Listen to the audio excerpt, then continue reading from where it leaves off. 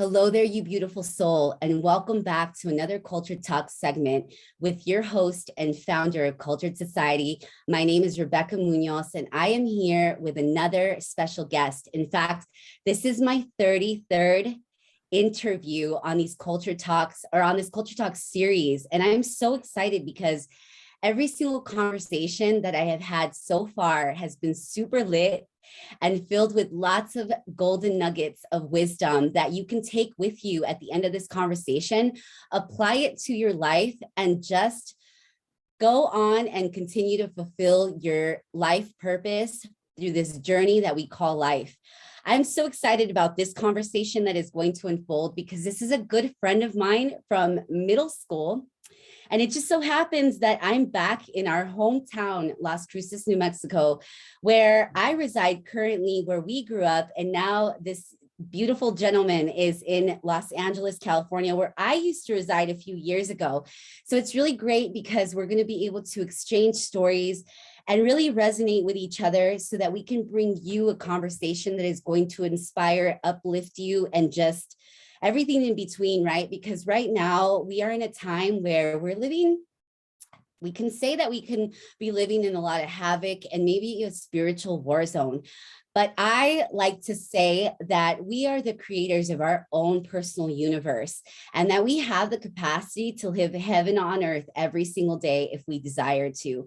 And so these people, this panel of guests that I have coming through are people that are walking in their purpose, that are fulfilling a specific destiny, and they're just making waves on this planet. And I'm so grateful that I get to, facilitate these conversations so that, we can open up the dialogue for just conversations that need to be had and just words of wisdom that need to be told. So today I introduce to you the beautiful Lee Alexander, also known as BOYSAINT. So the modern era of music has given way to enigmas and artists of all forms who break the norm of what we have come to expect as far as what an artist truly is.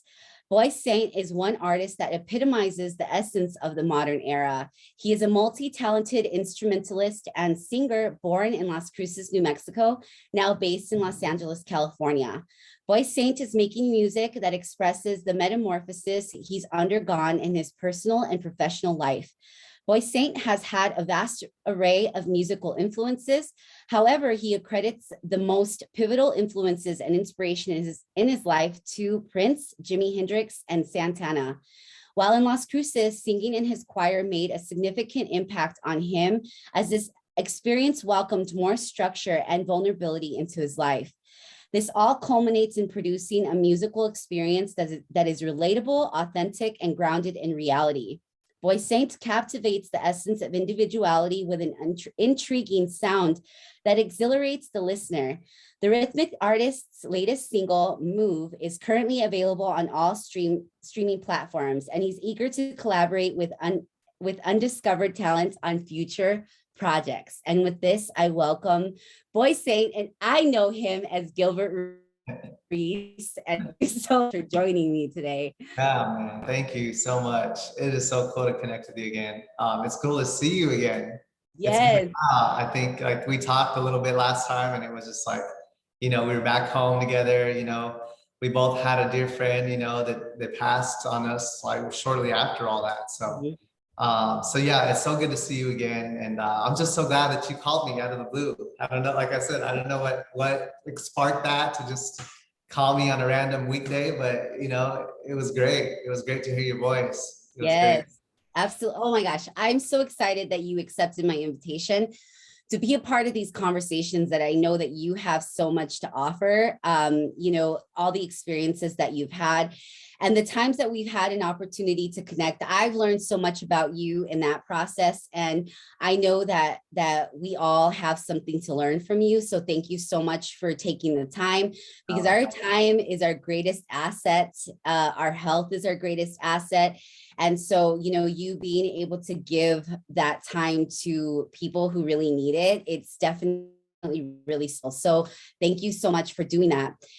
So if you have not had an opportunity to be a part of these conversations, please take the time to go through the collective conversations on the Cultured Society channel, you are going to find an array of conversations with people from all over the world, from the ages of 21 to 65, that have so many life experiences. Yet I like to say that even though we are all uniquely designed, I believe that we all come from one body, and we all have very similar components that we're made up of, right? But when we can come together and have a conversation, regardless of religious background, philosophies, experiences, age group, genders, whatever belief system you come from, it doesn't matter, because we can come together, have a philosophical and intellectual conversation, exchange energy, and just uplift each other, right? Because that's what we're here to do.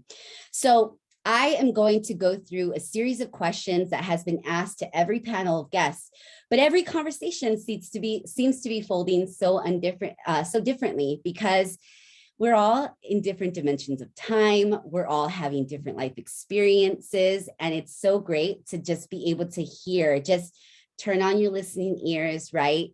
Tune in, be open, accepting without judgment on how these conversations are going to unfold.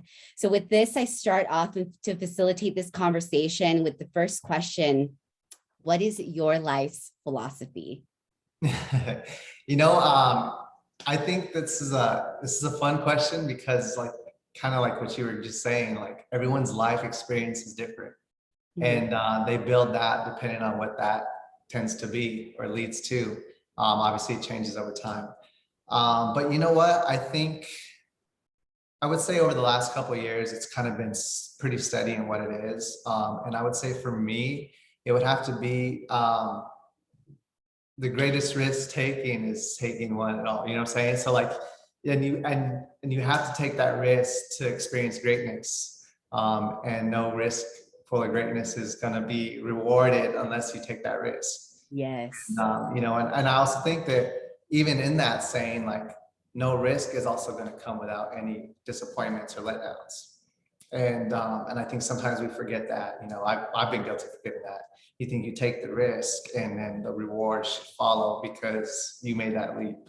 But I have to say I've made that leap, and it tends to be a little bit of disappointment first. And as you go through the motions, you find the greatness in those little moments of disappointment.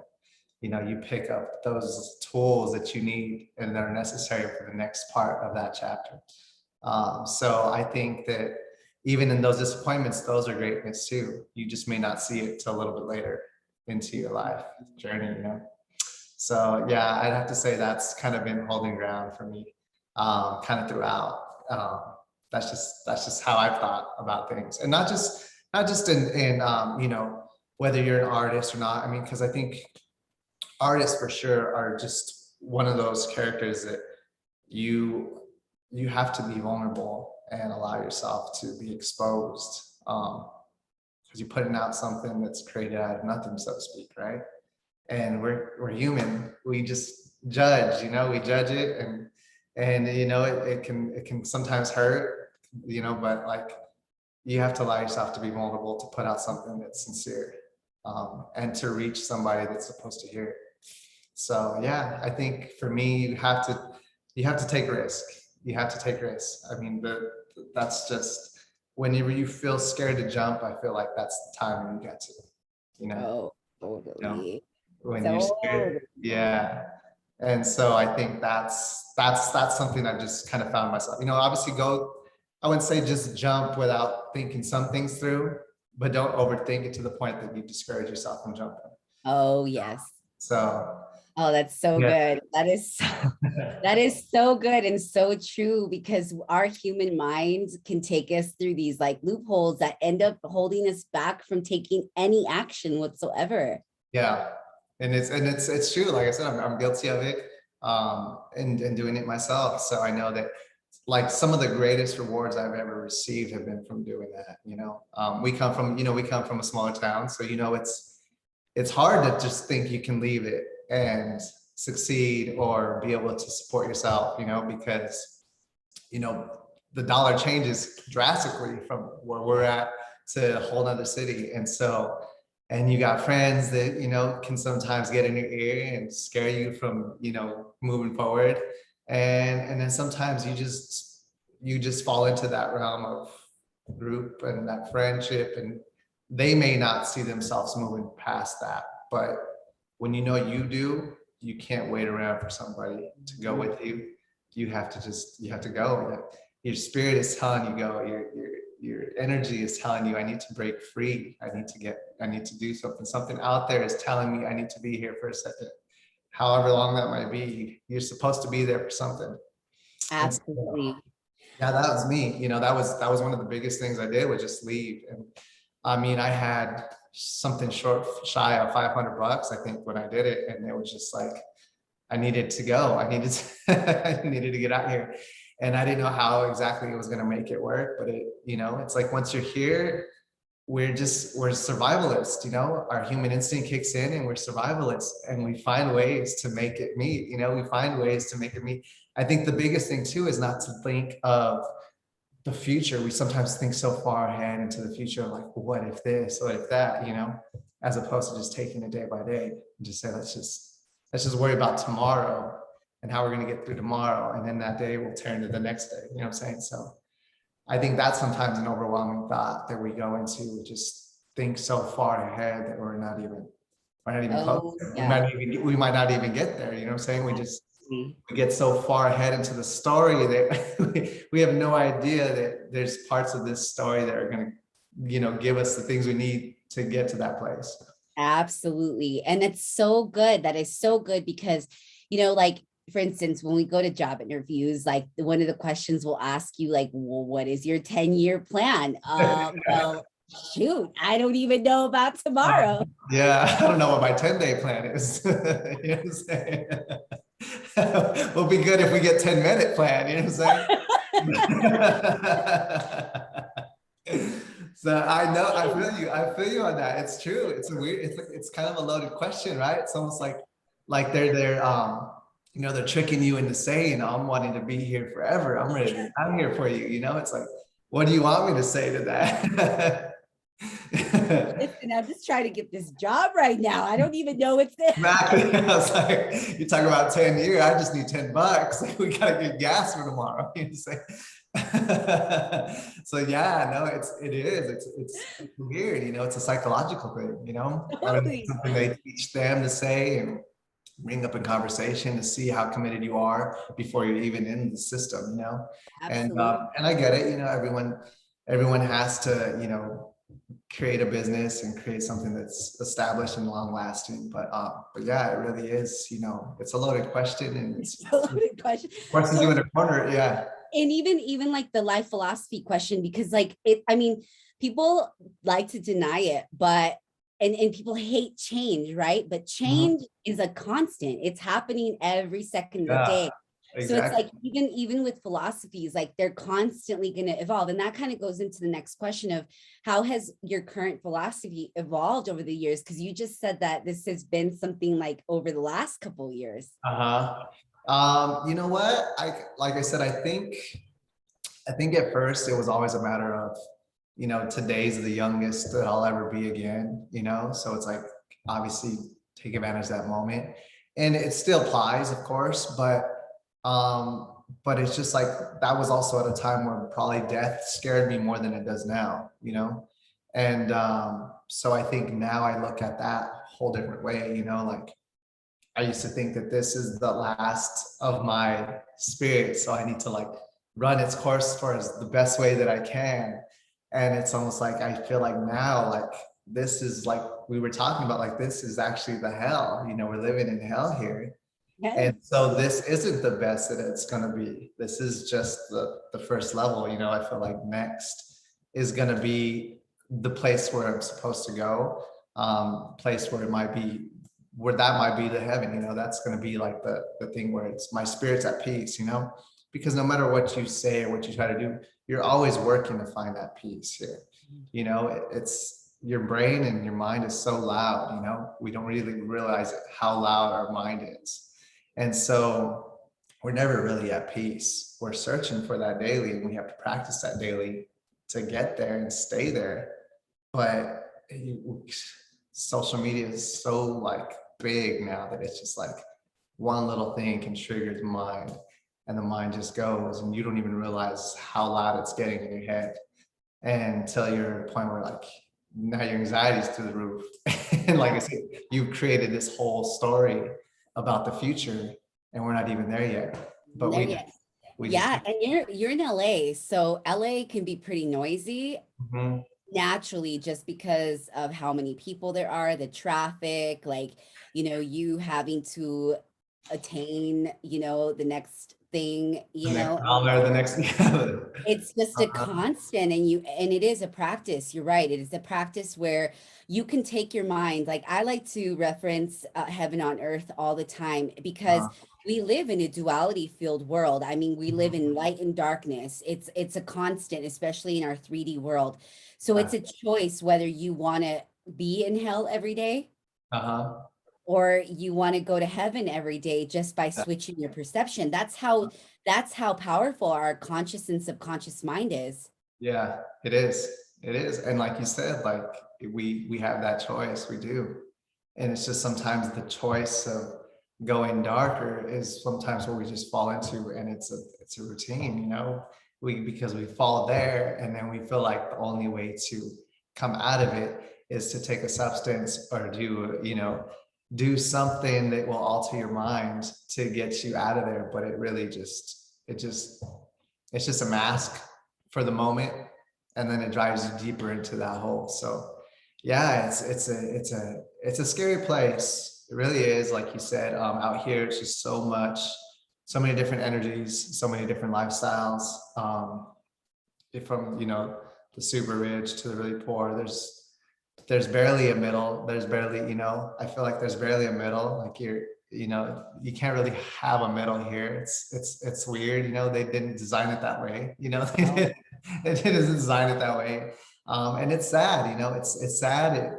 I think that the city of LA, it's kept me here, but I'm also like, I'm saddened by it. I'm saddened that the state itself hasn't done more for the people that live here and keep it alive, because you have so many tourists coming in, and they're more worried about the people that live here to upkeep it, so the tourists can come in, do what they need to, take their pictures and go back, and then they leave the people that are here keeping it alive to just do all the groundwork. You know what I'm saying? We're the ones that are keeping the lawn clean, changing the trashes, like that's what's happening here. And it's just so sad that the city doesn't make it available for people that come from here, that live here, that have been here their whole life, to be able to actually succeed here and have a home and become established. They're working 7 jobs, paycheck to paycheck, for a box. It's sad. And I think, yeah, even in my last jobs, I'm going in and out of homes, and it's just like, it saddens me. It breaks my heart. It really does. It's because they don't know that, they can go to New Mexico and have a home for the same price, But they are like they're starting, especially these last couple of years, and then even after the pandemic happened or during, people started to sell their properties. I mean, New Mexico is on the rise. A lot of people didn't even know this place existed or even was a part of the United States. Right. I've had that too. I've had that conversation too. How's your English so good? Do you not see the other side of It's just overlooked, they just overlooked it. It's all right, like you said, it's on the rise. And yeah, it's a beautiful state. People are beautiful there. They have good hearts. That is the one thing that I appreciated, because yeah, you are kind of trained to be more of available emotionally for that person when you have a conversation. Whereas out here, it's like you said, there's so many energies. It's so quick, it's so fast. They need to know what they can get from you, and if it's nothing that can support them, it moving? they're gone. Yeah, it's gone. So passive. Yeah, like I mean, it's just so superficial. And I'm so grateful that I had an opportunity while I was there to meet some pretty cool, like people with depth, right? That did have the desire to have a deeper connection, but they're far and few between. They're definitely a lot harder to find Like you there. said, yeah, they are, and they're here. They are here. They are. There's beautiful people here. I myself have met some, and but yeah, I've also met the other side of it too. And so, you have to find that out quicker, before, you evolve into something to find out disappointment later, but it's, I mean, we're all people, we're all moving. It's one day you're here, next day you're that way, but yeah, I mean, that's just what it is. You just hope that you find that person, and you can help each other, even if it's just for 3 years, like you're able to help get you, do something for each other's spirit, and help, get you to that next place where you're supposed to be in the journey, even if it doesn't continue, what I'm saying, later on. Absolutely. Yeah, absolutely. Well, I believe we're all transient, right? We're all transient human beings maneuvering and journeying through this life. And Mhm. it, there's people that are meant to be like the tree, right? Where we're rooted, we're grounded, and then we have the trunk, we have the branches, and we have the leaves. And even the branches have to be cut off sometime, right? But Yeah. every season you have the tree, the leaves that fall off, and then you have a season where new ones come in. And That's true. so you That's have your people, you know what I mean? You have your people that are going to be the roots and the trunk and the branches that stay. But then Yeah. you're going to have the other ones that are just going to be transient by Uh-huh. season. And I think that everybody has a purpose. It's Yeah. nothing personal. Mhm. No, it's true. It's true. Yeah, it is true. And yeah, I think that's a great analogy, because yeah, that if that branch is sticking around, that water that's being provided to that tree is just going to continue to water it and keep it growing. So, and those that Absolutely. weren't meant to, like, they were going to die off anyways. You didn't have that choice, it just wasn't one of those Exactly. things that was supposed to survive. So It's really where you find peace. And it goes into the next question too, because I truly believe that we are the sum of the five people that we spend the most time with. yeah. And we may not be able to change the people around us, but Mhm. we can change the people around us, Yeah, right? You- what's crazy? You say that. Yeah, you're so yeah, I mean, keep going because I love it. Yeah, it's something you that can I just sadly just discovered, over the last 2, 3 years. Like, it's just one of those things that I've sadly just, it took me that long to discover. So it's so great that you say that. It's true. yeah, it's so true. And honestly, you can't force change on anyone else. In fact, change is inevitable. Transformation through the change is a choice, right? And I know firsthand that transformation and personal change is not easy. It's a discipline. Why do you think it's the 1%, right, that make it to the top and actually like see perception of the world? Because it's not easy to rewire your subconscious mind. So when you recognize that it's not easy to make the changes within yourself to change your perception, you can care less about changing anyone else. Like, Yeah. shoot, I know how hard it is to change myself. What makes you think that I'm actually going to want to force change on you? That's Yeah. your responsibility. So I'm just going to keep it moving if you don't rise up to meet me, because it's not going to be sustainable, right? Yeah. So how has your circle or your upbringing and circle of influence impacted the way that you think and live today?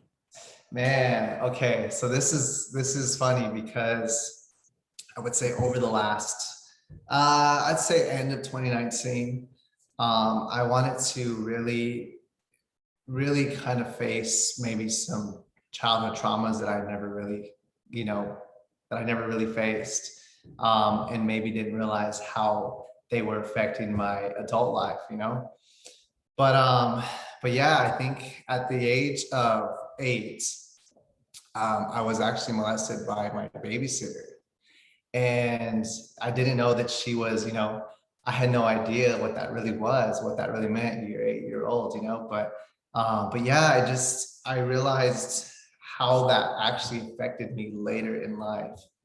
And I think that it was obviously affecting my teens and everything else that caused the rebellion in me and stuff too. So I think that it's very important to talk about it. And this is actually the first time like I publicly talked about it. There's only been a handful of people that actually know this story.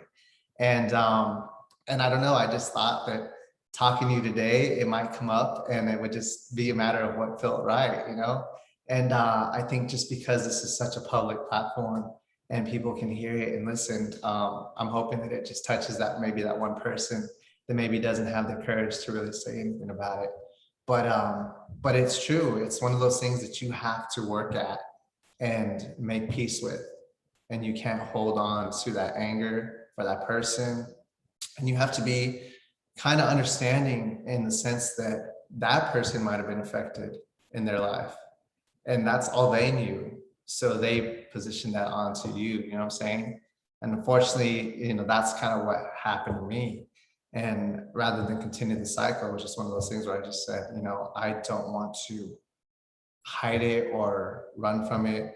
I'd rather face it. I told my parents, just like I said, in 2019. So, I came to them and just said like, hey, this is something that happened to me. I don't know why I had to hold on to it for so long, but I'm letting go of it. I'm letting go now. And I don't want to hold on to it no more. And it was a shocker to them. They had no idea.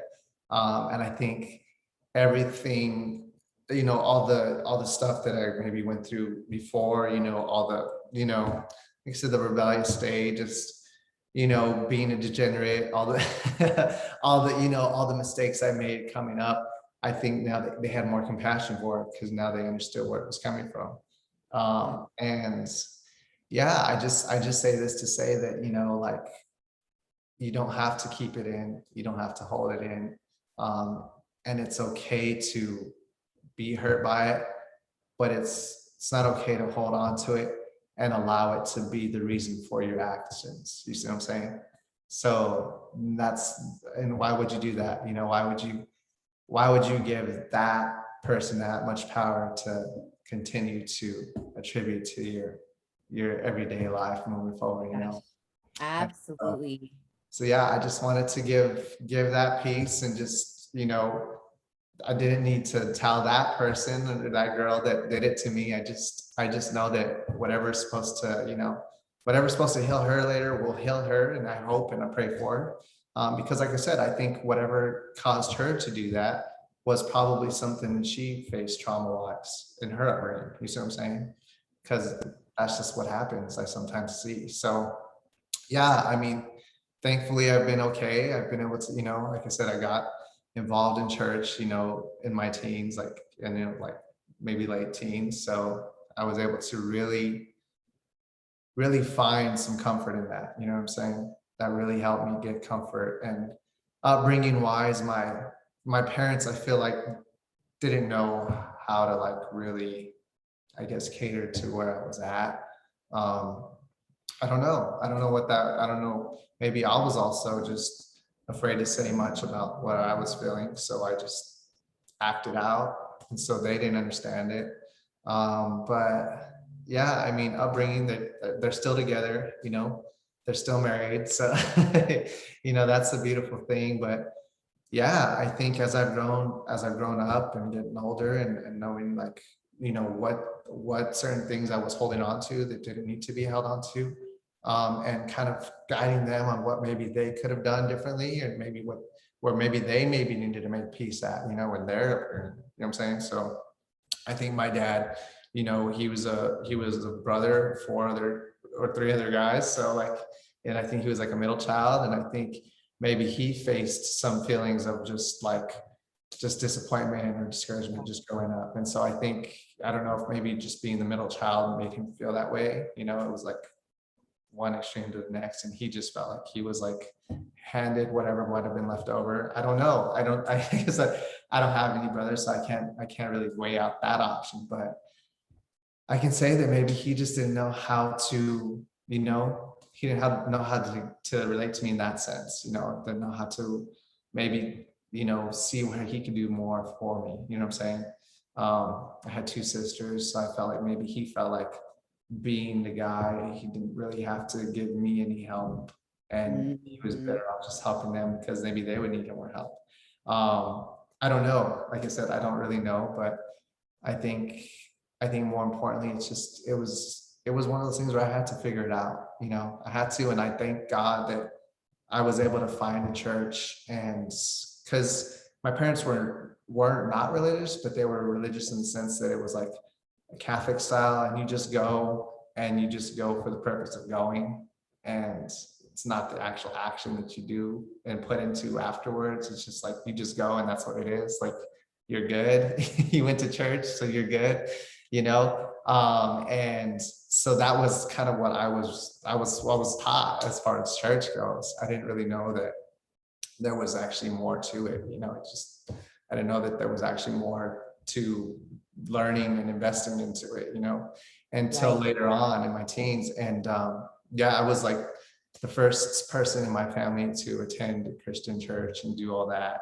And really it was music that bridged that gap for me, you know. It was, you know, being a musician and being pulled into the church group and playing and keeping me there. And that's what brought me to, you know, so it really, I mean, in a sense, the music did save me, because it did bring me to a place where I could be vulnerable and kind of get grounded in my life and find a structure and a balance and how to operate through these feelings and emotions that I had no idea were even occurring within, you know what I'm saying? I had, you know, I had a place I could go and felt safe. And yeah, I mean, that's really kind of what really helped me balance life, to be honest with you, because, you know, I went to jail at the age of 17, and I was there for 5 days, and you know, it could have easily gone worse, you know, it could have easily gone south. And like I said, thankfully I was able to pull out of that and find God and really find me, you know, keep me balanced and structured and stuff. So yeah, Yes. it's you know, there's just a lot. I just kind of I just kind of unloaded on you. No, it's great. No, this is, thank you. Thank you so Yeah. much for sharing that. That is definitely some vulnerable and transparent information right there. And I'm glad that you allowed spirit to guide you to release that, because it is so important for us as a society to recognize that these incidents are happening more often than not. And there are more people that hold that information into their space, which causes a lot of, so emotional ailments and dis-ease causes, it's a physical manifestation in the body of ailments and dis-ease. So it causes more harm to hold emotional vulnerabilities in your body than it does to actually speak of it. And it almost starts that Me Too movement, right? Where you start to talk about your story or your trauma, and it's like, God, maybe it wasn't the exact same experience, but I went through something very similar. And this is very helpful that I can talk to somebody about this, because we all, through our human journey, go through experiences that can be very traumatizing, especially if you're going through it from the moment of conception to 7 years of age. Those are the most critical years of a human's life. And if you experience traumatic events during those first 7 years, that is going to determine the trajectory of how your life unfolds. However, you have the capacity once you have a conscious mind, you have the ability to change the trajectory of your life by recognizing that and accepting, right? Accepting, because it's something that doesn't necessarily, it's a part of our story, but it doesn't necessarily have to be a part of our future. We use our history as a way to grow, to learn, to change the way that you see things, right? And oh my gosh, that is amazing that you were able to develop that awareness, even to like let go and recognize that these people, it's just a projection of what goes on in their lives. Yeah, no, and it's you know, it was one of the things that took a long time to figure out and how to navigate that, because I thought by maybe just holding on to it and understanding what it was and just moving forward it wasn't enough, you know. I needed to express it, you know. I needed to say it out loud to my family. I needed them to know, like, I needed them to know that this happened. Like, I'm fine now. Like, it's not shackling me anymore. Like, but I just needed to let them know that was something that happened to me, you know. And and I needed to tell them like, this is what it was, you know? And yeah, I mean, it broke their heart. My mom, you know, was crying, and, you know, it was emotional for sure. But I think, I think they just had more understanding of where I was at in my life at that moment, and why maybe certain things transitioned the way they did, kind of going up and getting in and out of school, and, you know, just all the rebellious things that sometimes happens and then maybe gets to, you know, to be kind of overdone, and they don't really know why, you know. And I didn't even know why, you know. I didn't even know how much of that affected me, you know, how much that would, you know, set the tone for where I was going moving forward, you know, what that scar would do to, you know, hinder me, and maybe cause certain like triggers inside me that I probably would never had that experience not happened, you know. But now I'm in a place where I want to share it more, because there's somebody else that's just like me, and somebody else that has feelings of regret, hate. They think they're to blame. You know, they maybe don't know that it's much easier to let that go than to hold it on. and Absolutely. and also just to forgive, you know, like that's another thing that I've had to learn too, is just forgive. You know, you have to forgive and have compassion, because no matter what that person did to you, something that caused that person to do that might have been caused by something that was done to them, you know. And so you have to know that, like, by you know, moving that dial with yourself, you put it on to the next person, and then that person. So it's like, when will it stop if you don't do that? You know, you have to do that. Absolutely. You were given this opportunity to change it, and you should. You know, I was thankful God was in my life. Mhm. You know, and like, it could be anyone, you know, whatever, even if you're not religious and it's just a certain counselor or, you know, life coach that helped you, like, there was still a reason they met you in that moment in your life, and they were able to give you the words, the, you know, the tools necessary to help you get out of that and gain the strong courage that you need to move forward, and give that person, or whatever that was, peace and forgiveness, so that way you can move on with your life and not take Absolutely. that hit. So yeah, Absolutely. And it's such an well, it's not, it's easier said than done for sure. of course, Because a yeah, lot of times, I of mean, course. depending on how deep that the level of Uh-huh. trauma goes, it takes a while for you to uncover. Yeah, You know, but it really is a matter of you just letting go and surrendering and recognizing that you don't have control over anybody else's actions but your own. yeah, And the way that you react to things, and even just like forgiveness is not for the other person, it's for you. It releases you of the bondage that, you know, keeps your mind in that place where it's just no longer here anymore. It doesn't have to affect you in this present moment. It's just not a part of our reality anymore. It's just a yeah, memory. exactly, exactly.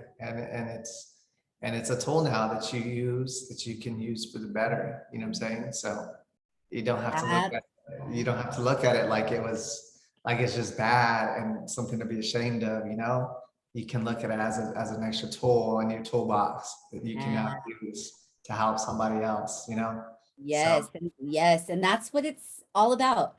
We are here to learn, to discipline our minds, to train, right? And then pass the baton once we've learned the lesson. exactly. We just No, pass the baton. Yeah, no, it's true, because somebody had to help you at some point, you know, and now you're that person, might be helping that person. So absolutely. Oh man, well, this is perfect because this goes into my next question of, do you believe that your line of work infects our society with positivity?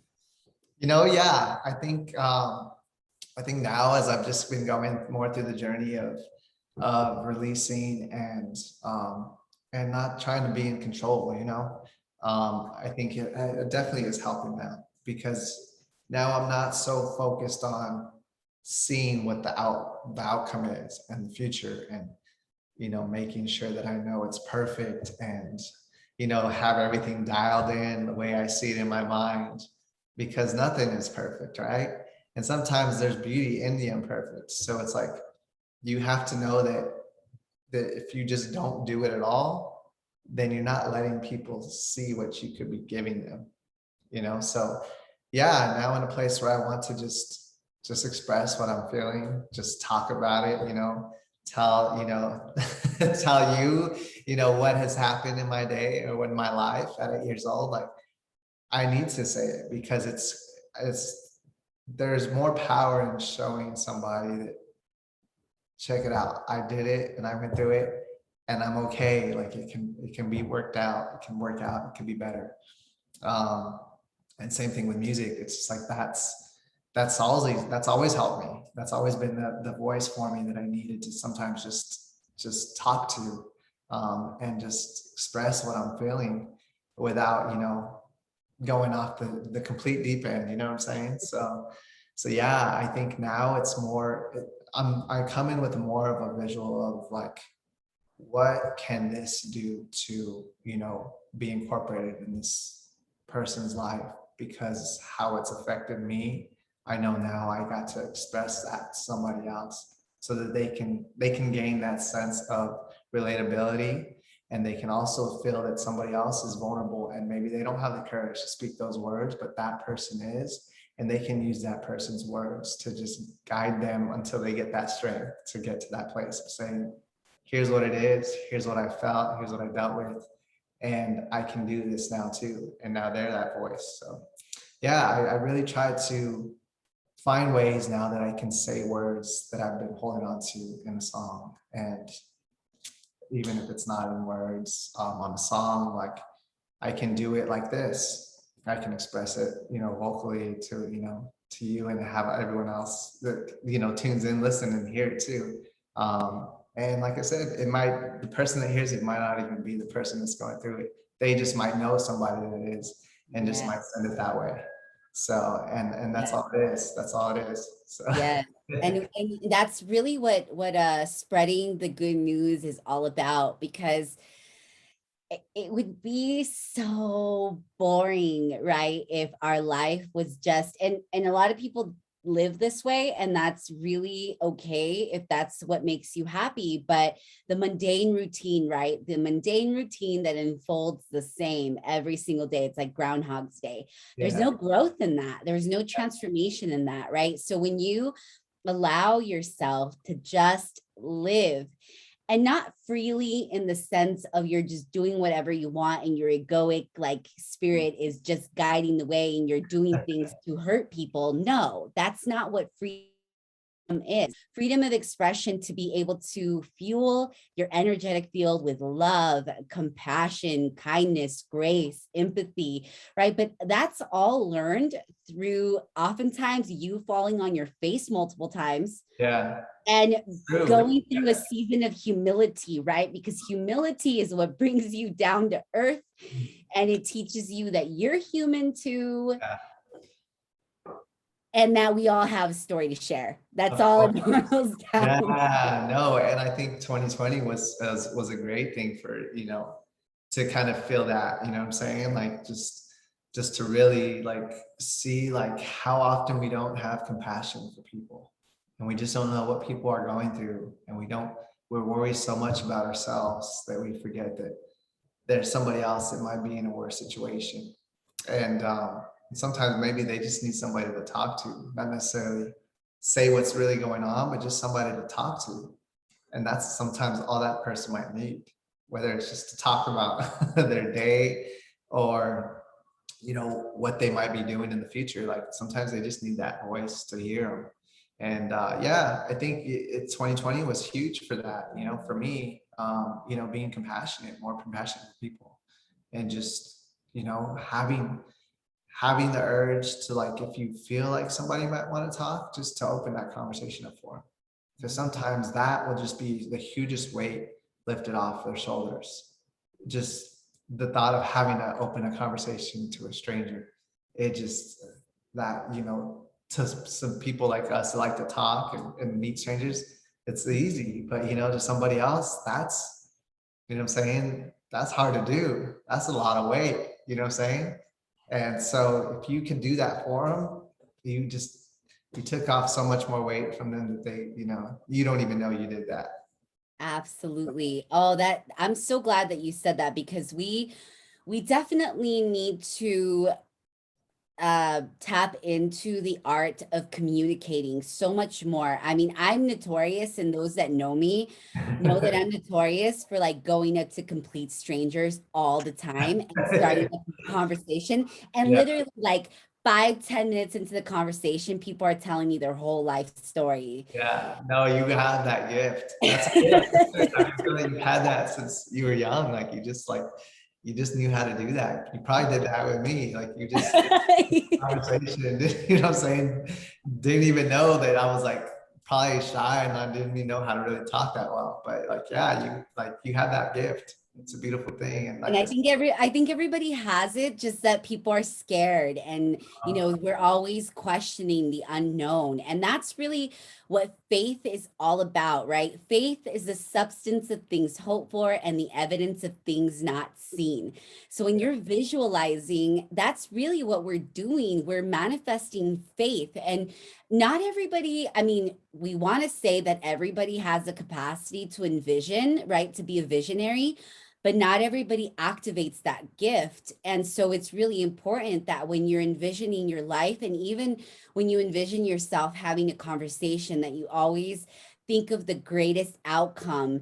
And that's with everything. That's the way that you really manifest a magical life experience, is when you're always just present and just open and receptive to what the universe has in store, because there's so much abundance here just to tap into naturally. You don't even need any money. yeah, no, it's true. It's so true. And it's like, it's so weird because like, I feel like I got here and it was like, I just did, that's all I did because I didn't have money, you know what I'm saying? So like, I had no choice, but yeah, I would just go to the beach and, I would be all alone, but there was something so, so pristine about that. It was just like, you could just be alone and just the sound and the ocean and just the smell. Like it was okay. Like you just like, like you didn't have to have somebody else there. There was something so like, I don't know, just so breathtaking about that. And just looking out into the big ocean and just realizing how small you really are.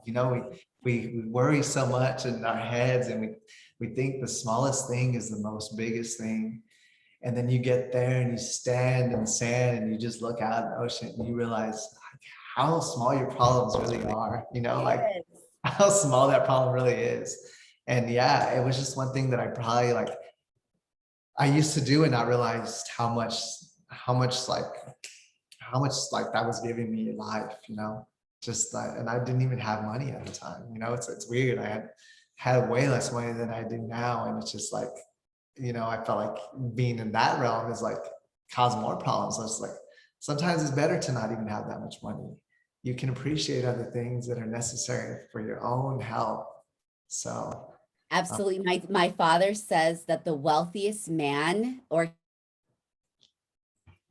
human being is pick up joy, peace, and happiness in having nothing. Like literally in just doing the things that cost absolutely no money. And it's so true, because if you recognize that just by being alive and breathing, just by that, you are super abundant. yeah. Imagine walking into nature and being able to smell like the beautiful air, like the breeze, feel the breeze on your skin, like listen to the birds chirping. I mean, like, I'm just like, what? We are like, this is crazy, right? Yeah, no, it is. It's weird. We walk through life not realizing that like that how important that really is. We get caught up in social media and what we see and what we need to have next, and but those things will never give you happiness. No, You know what I'm saying? We just think that that's what we need to get happiness, and you get it, and you don't feel any different. You don't feel it. It doesn't do nothing for you. Now you're just worried about the next big thing at that point. So it's like you never gain happiness that way if you just chasing something you think will make you happy. absolutely. And that goes for anything. That goes for the career. You know what I'm saying? Not just materialistic things, but The yeah, relationship. career, yeah, relationship. Exactly. Like, and so I think that's an important thing to just always sit back and recognize. If you feel like you're chasing something, to like sit back and like just write down, why do I want this? What is it that I need this for? Why am I chasing this? What is the ultimate goal in this? What am I looking to achieve once I get this? You know what I'm saying? Because a lot of times if we do that, we realize that there was nothing meaningful in that. It will realize that that was all wrong. It was a facade the whole time. So I've had to train myself to try and do that too, you know, because I live in a city where it's, you know, it's all that, you know what I'm saying? It's all of that. It's all a show, you know? So, you know, I've had to learn to say, okay, hold up, like, let me take a seat, make sure that this is like, I don't get caught up in that roller coaster, because yeah, it's detrimental to your whole mental state. Yeah, and it's literally it's a vicious cycle that we go through when we are chasing or trying to attain something outside of us. It's dangerous, first and foremost, because, well, at the end of the day, you recognize that our evolution, that we never arrive, right? Like you always are striving to attain something, and then when you get there, when you reach that goal, there's like, okay, well, what's next? I got that, now I Mhm. want something else, right? So then you recognize that we never really arrive. So it's really just the journey that you have to hold on to and embrace, right? And I mean, I've gone pretty minimal since I left Arizona, and or since I left the fashion industry as a whole. Yeah. And it's been the most liberating process. I will tell you that, like, I really don't care. I mean, I have really cute things or whatever that I've collected over the years, but it really just became more of like an artistic expression, not really to try to impress anybody. I really can care less what people think about me. I can care less. Like, I don't, That's got to be a beautiful feeling it too. is. I'm sure. I'm telling you, like it is, I feel like light like a feather, right? Like I just don't care. It's Yeah, great that you have an opinion of me if you have one, but it doesn't really make a difference in how I'm gonna do things, you know? that is beautiful. I love that. I really do. I really love that. Because yeah, you can get caught up in a place where it's like those things hold so much value in your life. And for what? But Like why do you hold such things at such value when it's like it's not giving you anything? It doesn't not care about you. It's not gonna, you know, give you, you know, life to live life forever. You know what I'm saying? Like it's not giving you eternal youth, you know? So no, I mean, if you think about it, like 2020 was the perfect example of this, right? Like you can have billions of dollars in the bank, you can have fancy cars, a fancy house, beautiful wardrobe. But at the end of the day, all that really matters is your health. Like our health and wellness is our most valuable asset, and our time right here on earth. And when you die, when you transition, you take none of that stuff with you. In fact, your family members are probably going to be fighting over the stuff that has no value once you yeah. die. And so what's the point? Exactly. No, it's true. It's true. What is the point in that? But we don't realize that sometimes. We get caught up in that routine.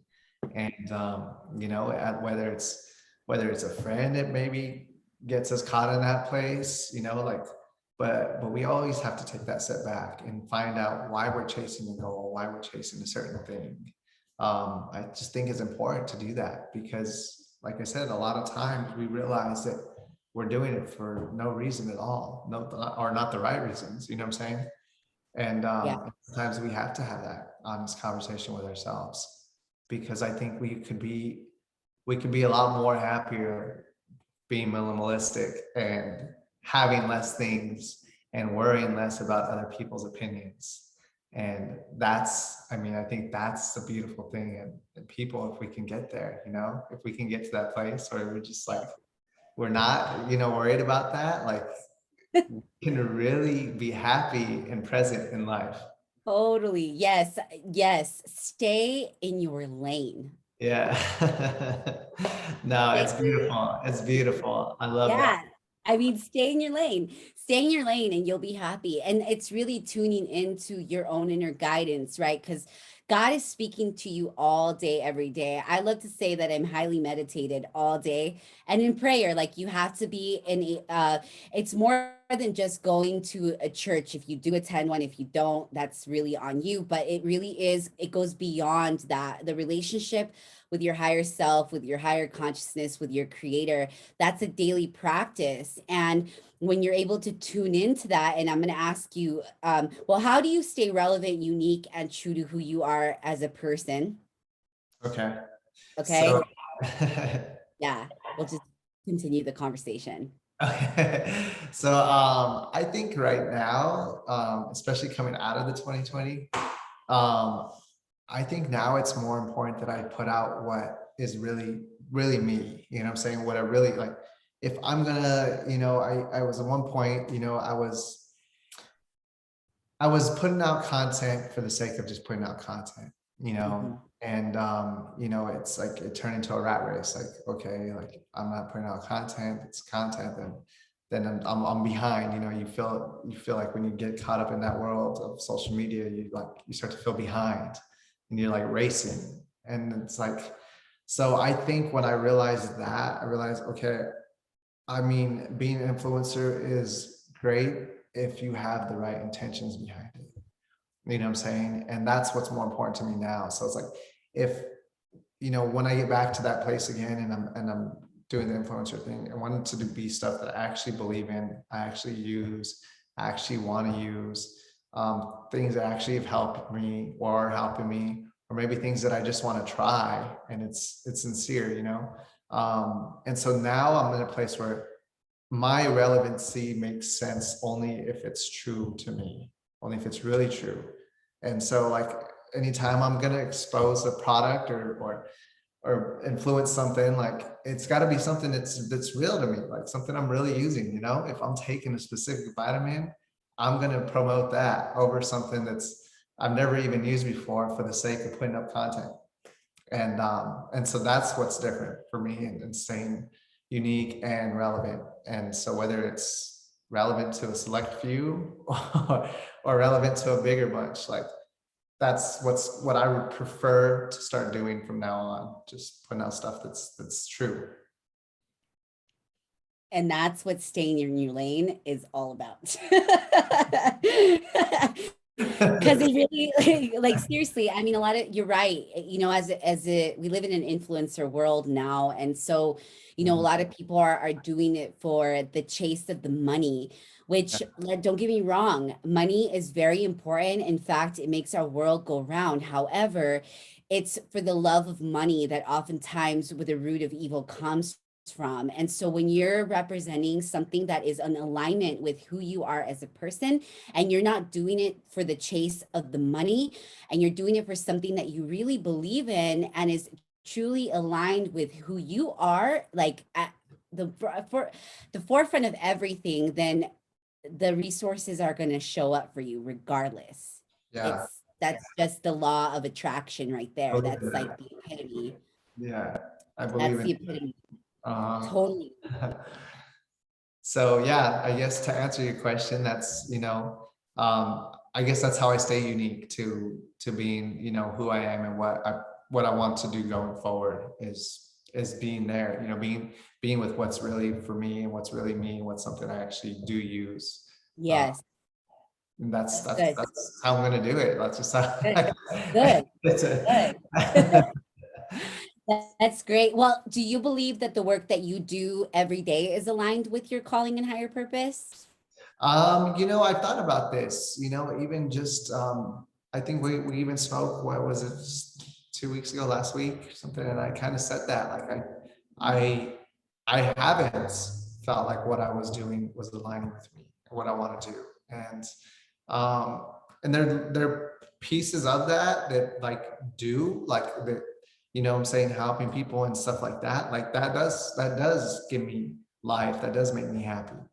But if I'm putting it on a percentage scale, like it's not enough to make sense, you know what I'm saying? To make sense of what I'm doing, right? Like at that moment, that's aligning with my purpose. So now I'm in a place of kind of stripping all of that back and just flooding it with things that are aligning with me. And those are the pieces that I'm gonna leave. And whatever of that other piece stays or doesn't stay, like that's okay. But I can't put the other part forward. You know what I'm saying? That's what I was doing. I was putting the job and career in front of all that. And I'm going through life just mad because I'm not doing what I'm supposed to do. I'm wasting time. I'm wasting not only my time, I'm wasting the company's time because I'm not doing it justice. I'm not doing it to the best of its ability. There's somebody out there that is going to be in alignment with that job and with that thing. And that's who's supposed to be there. But you have to just recognize it. If it's not you, it's not you. And don't do that for the sake of the money factor. You know what I'm saying? Because you're going through life just really wasting time.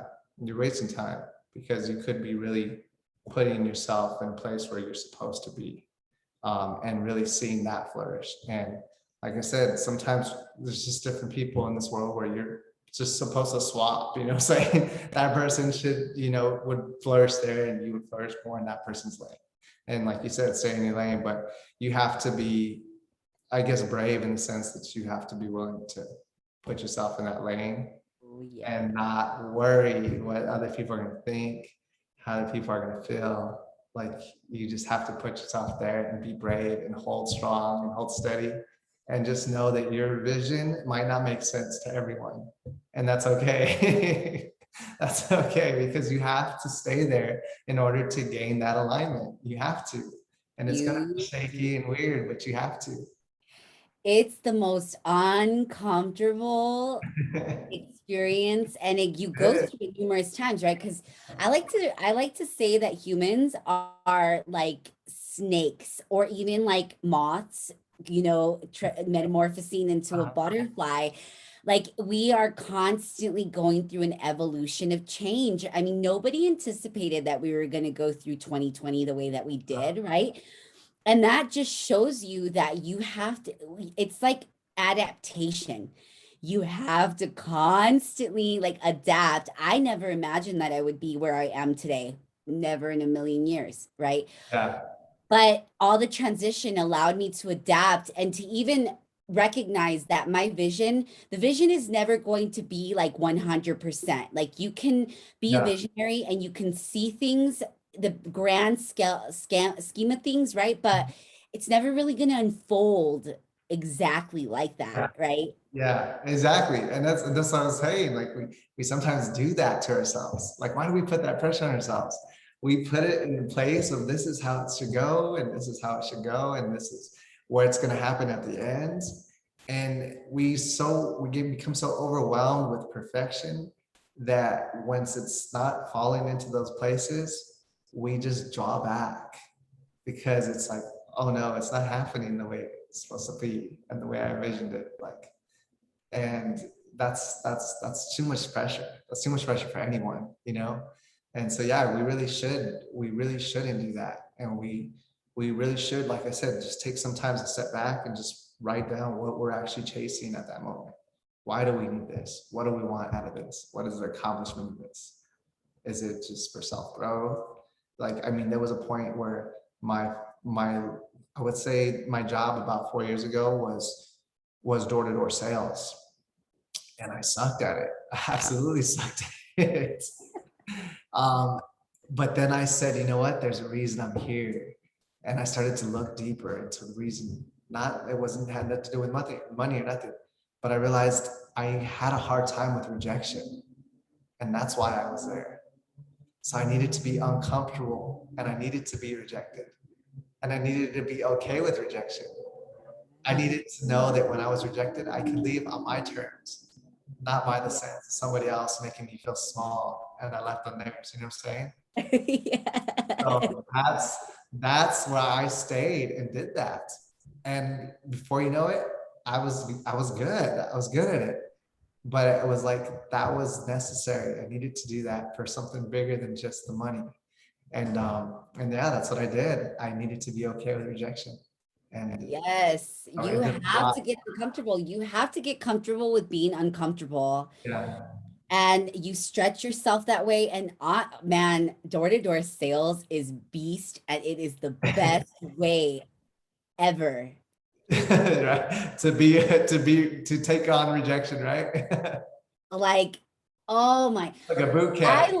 I mean, I hate it, but I love it. Like door-to-door sales is one of the most challenging, but if you can master door-to-door sales, Yeah. you are good in every aspect of your life, no joke. Yeah, and especially in sales game, right? In the sales game, it's like you go into people's personal lives and you're going in there trying to sell something. You have to be some type of a weirdo. You know, you gotta be. It's just like, I'm going to get down and knock on this person's door during their personal time in their personal space and ask them if they want to buy something from me.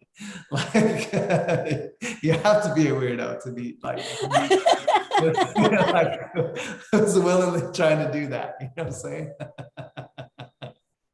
So I was like, yeah, I was like, this seems like a weird fitting job for me, something that just would fall into my lap, something. But, and I, like I said, I sucked at it, dude, opening that door and getting out to get in and walk into somebody's front yard. Like that door was the heaviest door I had to open, you know, at times. You know, it was like just the heaviest door to just open my own car door and get down and do that. But once you're there and you just like let the conversation unfold, yeah, it's like it can go good or go bad. But at the end of the day, I wanted to make sure that when I was rejected, I could leave on my own terms. You know, that was the thing I needed to master. Okay, you can tell me to leave, I'll leave, but I'll leave on my terms. I'm going to say goodbye to you. I'm going to leave and say, okay, this isn't going to work for you. Perfect. Thank you for your time. I'm not going to let somebody just shush me off and make me feel small, you know, like make me feel like a small person in that realm. Like, even though I'm in their space, I had to control that, you know, you have to control that. And you have to manage that, because it's like, you're doing that all day long. So it could be door after door that's making you try to feel like that.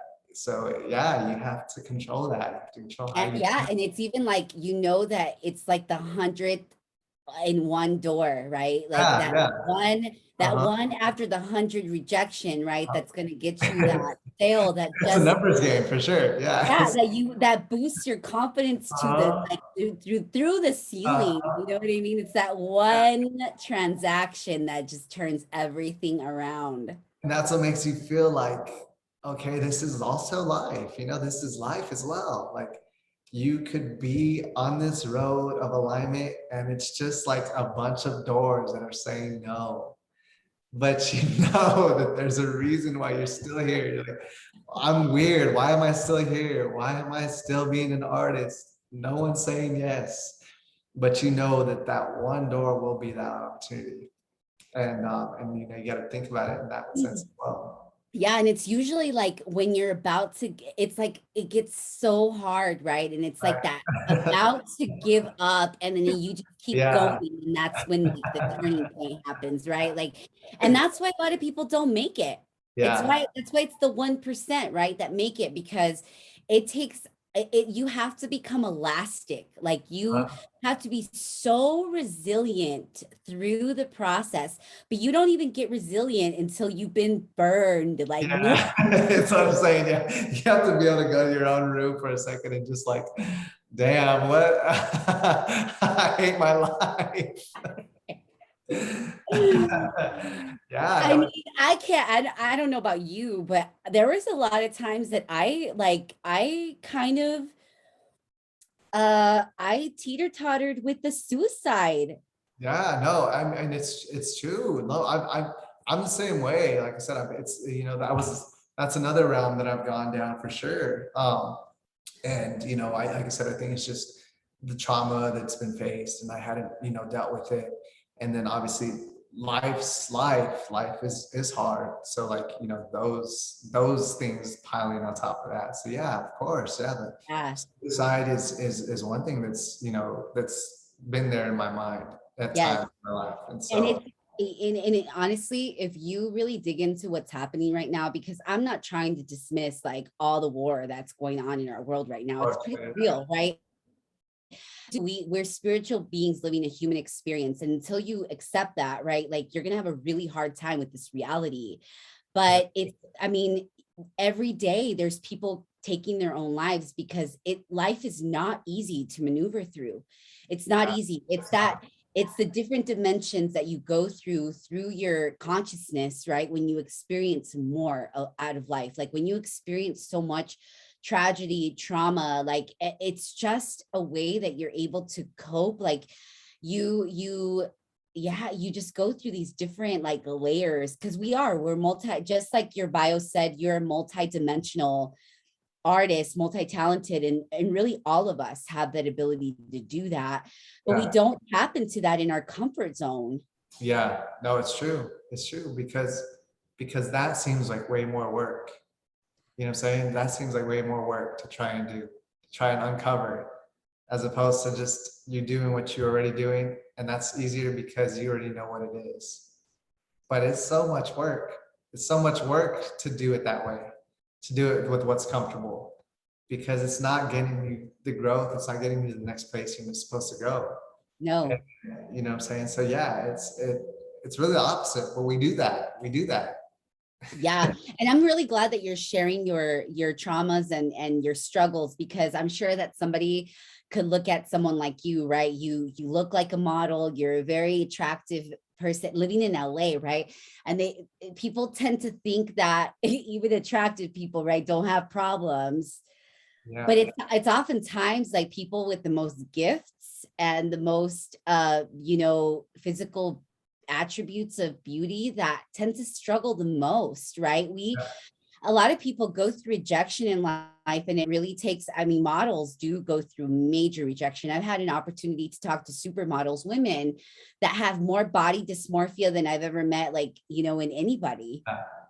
Yeah, no, it's scary. It's scary because it's a real thing. We, like you said, we look at certain people and we're just like, they shouldn't have nothing to worry about, but you just never know what somebody's, like I said, there's like that urgency for compassion. You have to be compassionate, whether you're the model or you're not, like, because you just don't know what that person's life has been, what that trauma has been.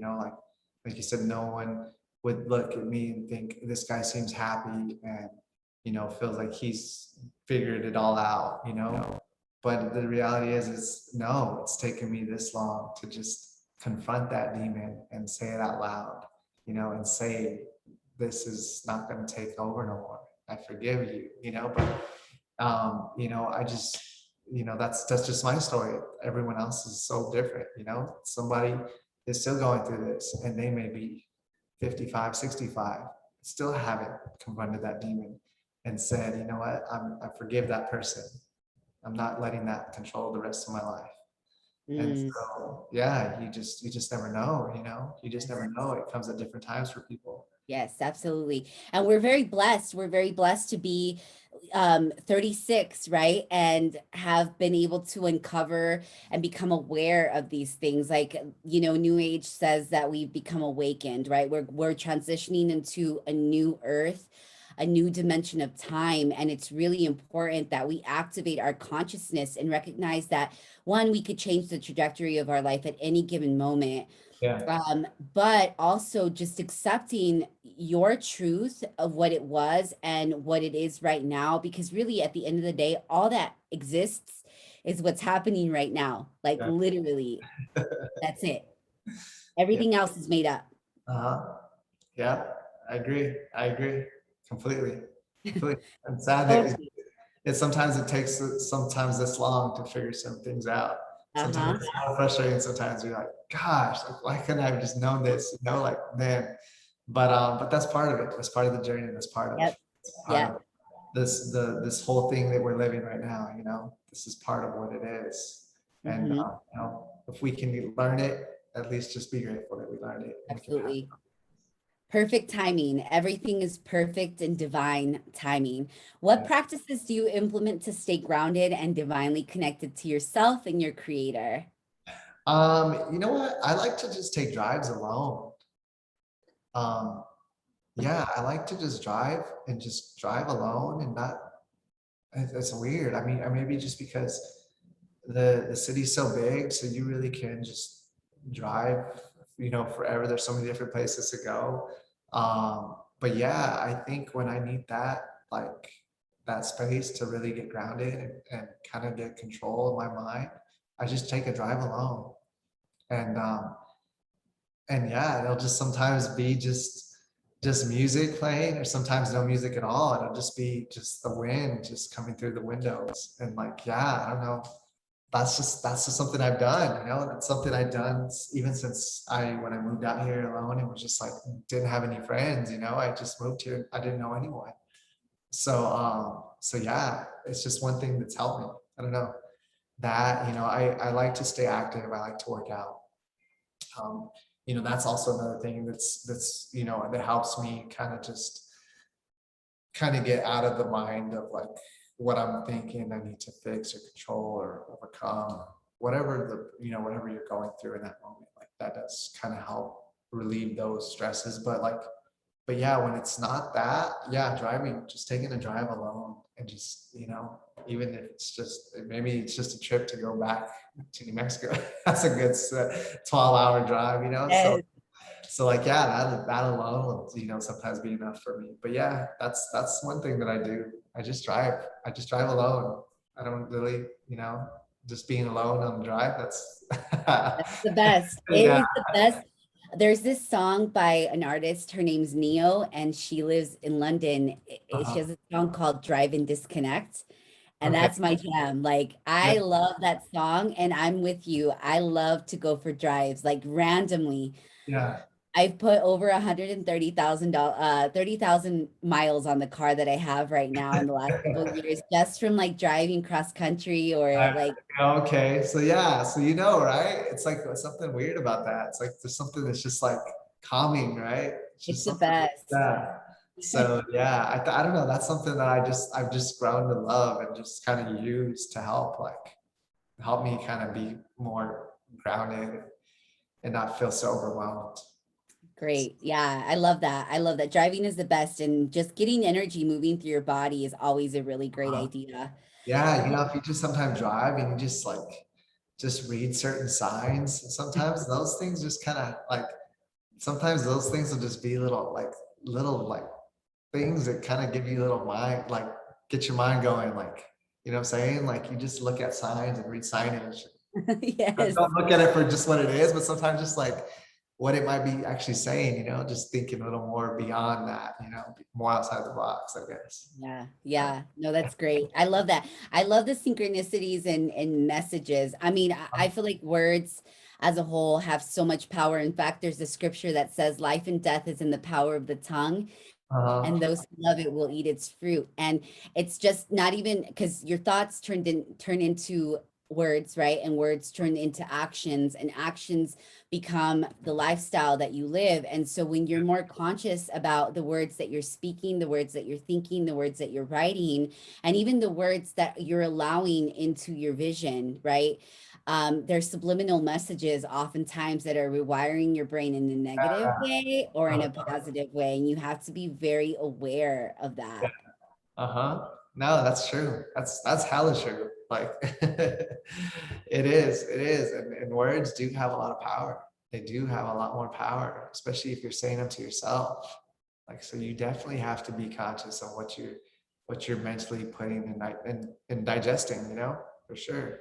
Yes, yes. That's what I like to call this spiritual soul food. Yeah. Spiritual, it's not just, what you're eating, right? But it is what you're eating, what you're taking Yeah. in as information. It's just as important, if not more important than anything else, because that really develops the relationship that you have with yourself. Your inner dialogue really will show you how people are treating their bodies. And remember that your vessel, your body is a living vessel. It's Yeah. your temple.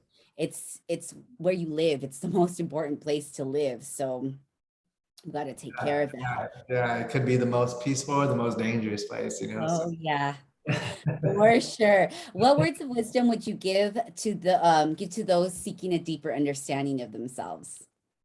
Um, I would say you have to sign you like you don't obviously have to, but it's like, if you can find the alignment, the sooner you find that, the better things will line up for you at a faster pace. Like, it's just, you do sometimes have to go through certain things or certain jobs or certain life experiences to sometimes figure out what that alignment might be. But if you can activate that sooner, you'll be able to kind of bypass some of those things, or at least get to the root of them a lot faster. Because like you said, sometimes it really is just a bunch of noise, and the answer is so clear. It's like the answer is sometimes so clear, but the noise is it's just clouding that whole vision that's sitting there in front of you. So yeah, I mean, and the biggest thing is jump. If you're scared and your body's telling you just do something, you can feel it, just jump. You have to, like obviously do it with, have some type of research maybe behind it, but don't overthink it. Like if you have $1 in your pocket, I'm not saying it's spend it, and you don't have nothing. Like, I don't know, I guess maybe that's a bad that was a bad analogy, but like, what I'm saying, like, obviously do it with some type of responsibility, but also don't do it because you're just scared. Yes. Don't not do it because you're Yeah, scared. don't not just do it because exactly. Yeah. So yeah, that's one of the things that I'd say, everyone should do. I feel like everyone should also live somewhere else. Like, everyone should also experience living in a different city. Um, if you're from a certain place, it's great. You know what that is, that you can always come back, but you should also live somewhere else. You should also experience that, because that can sometimes do a whole life 360 for you, and just in so many good ways. I think there's just so much growth in that, and necessary growth. So yeah, like I say, live in another city, live in somewhere else. You travel a lot, so like, how much that has helped. But yeah, I think just living in a different city or a country can do so much for somebody.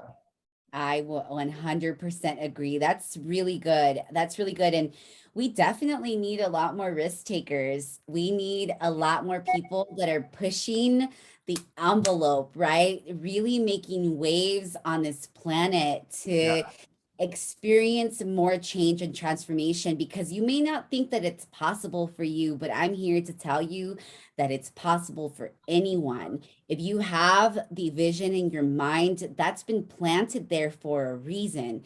And it really is up to you to cultivate that vision, to be able to take action every single day. And it's that 1% shift. Doesn't seem like a lot, but 1% of change every single day, intentional change, turns into 365% growth over the course of a year. That's beautiful. That's beautiful. I love that. I'm gonna hold that in my pocket. Just 1%, right? 1% every single day. That's nothing. That's Yeah. nothing. That's maybe reading one more page of that book, right? Maybe it's taking a course. Maybe it's going out and running an extra mile.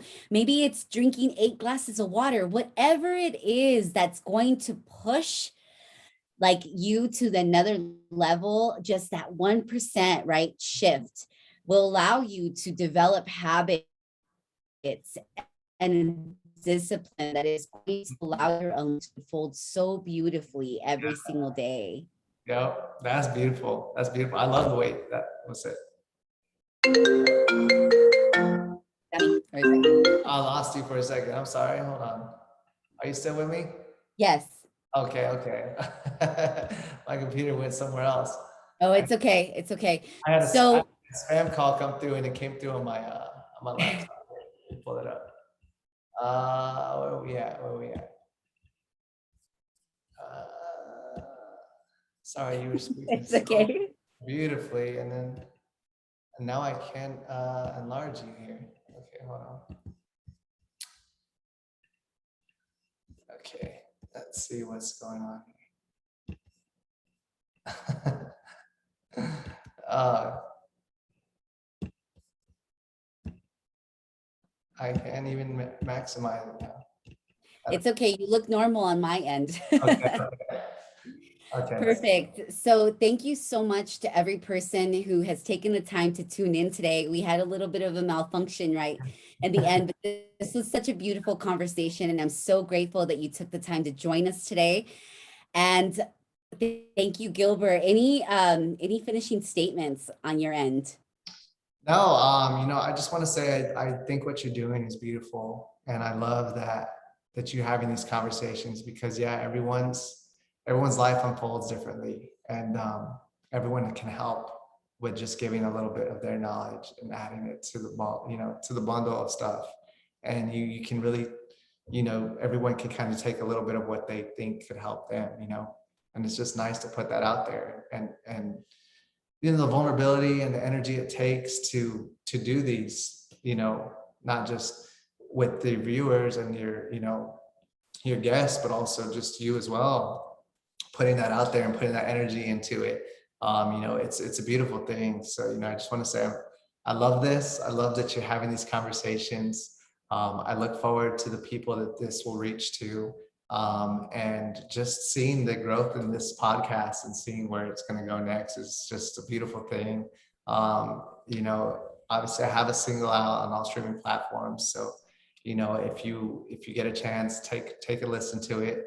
I'm looking to, obviously get more stuff out soon, but in the meantime, I just want to say, I'm here as a voice, and hopefully we can come back again, a little bit later down the road and see where things have gone so far since then, or from here to then, and yeah, just really, that's it. I just want to say thank you for having me. Thank you for Oh doing my gosh, I am so grateful for this opportunity. And I will also put all of Boy Saint's information on the description box below. So you have the opportunity to connect to his music and just to connect it with him as a person. A lot of his social media, or I know for sure his Instagram is super lit. It has so many amazing photos, and just you'll be able to connect to his music moving forward. So thank you again for taking the time to join us. I really pray that you continue to gain so much value and inspiration from these conversations, because this is the reason why we're having them. More and more people need to tune into their purpose and higher calling, because the more that we tune into our purpose and higher calling, the higher vibration this planet will be in, and we need more of that today. So thank you again, and until next time, peace.